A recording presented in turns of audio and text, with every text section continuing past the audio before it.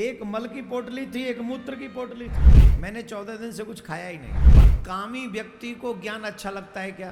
क्या धर्म को आप मिटा देना चाहते हैं? वो क्या गया है, हट फालतू की बातें करता है। आजकल कुछ नहीं है, कलयुग चल रहा है। धर्म कहता है क्षत्रिय को क्षत्रिय से विवाह करना चाहिए। उस मलमूत्र को हमने सुंदरता समझ रखा। आपके हाथ में सत्ता है, पावर है, आप जो चाहे कर सकते हैं। एक राजा के राज्य में गरीब ब्राह्मण रहा करता था। एक राजा के राज्य में गरीब ब्राह्मण रहा करता था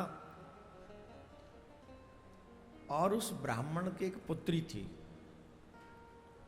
और वो पुत्री बहुत सुंदर थी। जवान तो थी ही, विवाह के योग्य तो थी ही। ब्राह्मण देवता चाहते थे उसका विवाह जल्दी से हो जाए।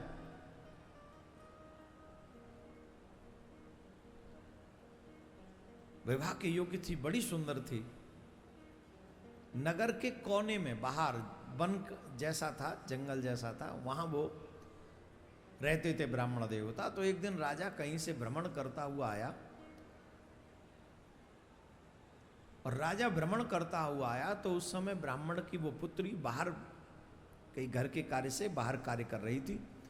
तो राजा की दृष्टि उस पर पड़ी और राजा की दृष्टि जब उस पर पड़ी तो ऐसा सौंदर्य उसने कभी देखा नहीं था जितना वो सुंदर थी।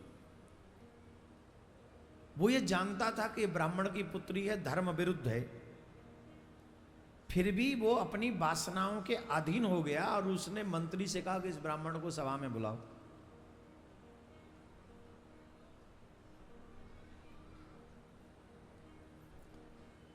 राजा ने ब्राह्मण को बुलाया।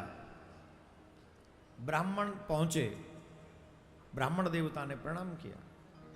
राजा ने भी उनका स्वागत किया, सत्कार किया। आओ ब्राह्मण देवता विराजो, मुझे आपसे एकांत में कुछ वार्तालाप करनी है, आज्ञा करें। मैं किस लायक हूं? एकांत में ले गए और कहा कि आपकी पुत्री है जो विवाह के योग्य है। बोले जी महाराज, विवाह के योग्य है। मैंने आपकी उस पुत्री को देखा है और मैं चाहता हूं कि आप अपनी पुत्री का विवाह मेरे साथ करा दें। ब्राह्मण देवता ने दोनों हाथ जोड़े। आप क्षत्रिय हैं और मैं ब्राह्मण हूं। कोई भी व्यक्ति आपके साथ अपनी पुत्री का विवाह कर देगा क्योंकि आप राजा हैं, परंतु ब्राह्मण होने के नाते मैं आपसे एक बात पूछना चाहता हूं, क्या धर्म को आप मिटा देना चाहते हैं? आप राजा हैं, आपके हाथ में सत्ता है, पावर है, आप जो चाहे कर सकते हैं, पर एक बात बताइए, धर्म कहता है क्षत्रिय को क्षत्रिय से विवाह करना चाहिए। ब्राह्मण पुत्री का विवाह आप कैसे स्वीकार करेंगे? दूसरा, प्रजा में हर व्यक्ति जो राजा के राज्य में होता है, प्रजा वो पुत्रवत होती है, पुत्रीवत होती है। तो वो पुत्रीवत हुई, उससे विवाह करेंगे तो भी आपको अधर्म लगेगा। अच्छा, ब्राह्मण देवता ने तो ये ज्ञान की बात कही, पर कामी व्यक्ति को ज्ञान अच्छा लगता है क्या? जवाब दो। जो कामी होता है, जिस पे काम सवार होता है, वासना सवार होती है, उसे ज्ञान अच्छा लगेगा? वो क्या गया है, हट फालतू की बातें करता है। आजकल कुछ नहीं है, कलयुग चल रहा है, यही कहेगा ना। यहीं तो कलयुग चल रहा है, वहां चल रहा है तो वहां तेरा बाप चल रहा है। ठोक देगो वहां लाल लाल डंडा पड़ता है, वहां सबरी लाल पी रहे जहां पर। खैर मुझे क्या। तो बोले उसको समझ में नहीं। बोले तो सुनो, तुम्हारे पास सिर्फ 15 दिन है। 15 दिन में अगर तुमने अपनी बेटी का विवाह हमारे साथ नहीं किया तो मेरे लोग जाएंगे और वहां से तुम्हारी बेटी को ले आएंगे। और भागने की कोशिश मत करना, चारों तरफ मेरे सैनिक ही हैं वहां।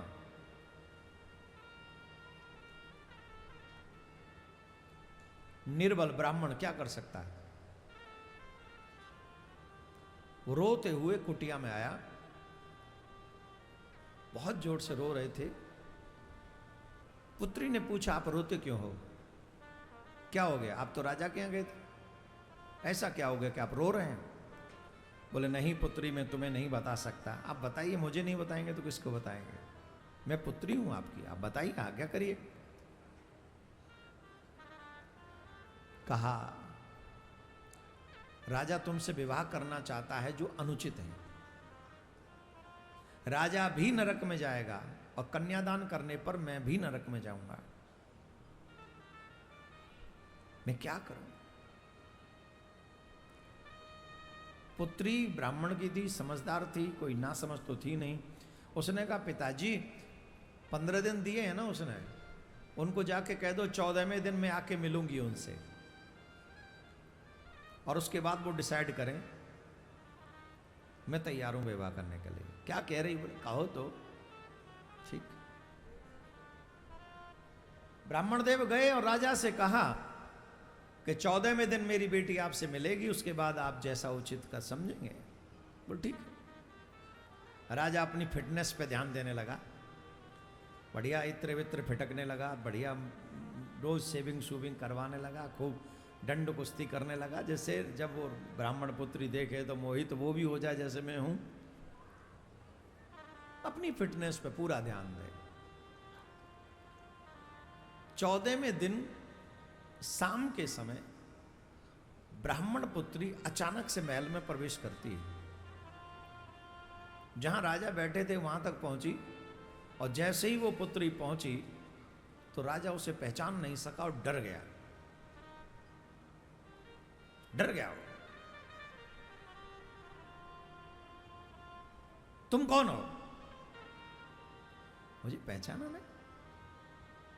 मुझे नहीं पहचाना?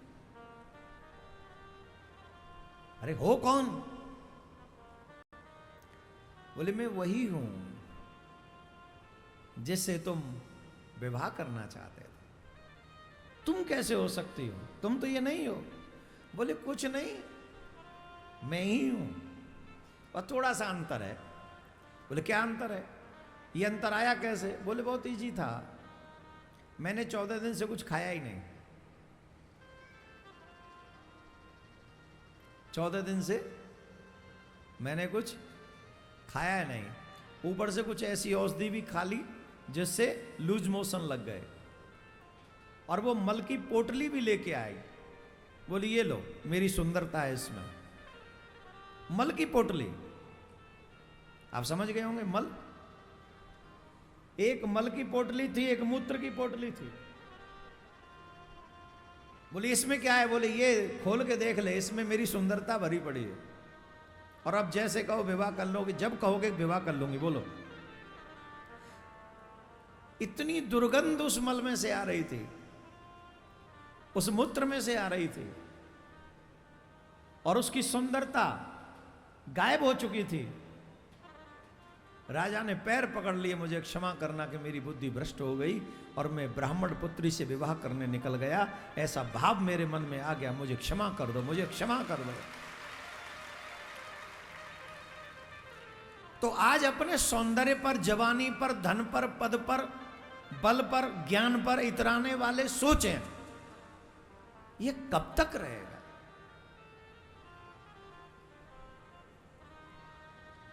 सच देखा जाए तो हमारे अंदर मलमूत्र के सिवा है क्या?